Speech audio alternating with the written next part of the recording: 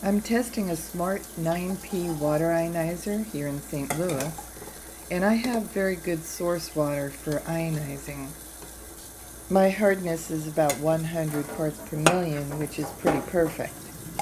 Now, some customers around the country whose water hardness is too soft to ionize well may need some help to get set up to ionize perfectly. I had a customer who couldn't get this water ionizer to work for him, but as you can see, it's testing great. The antioxidants are wonderful.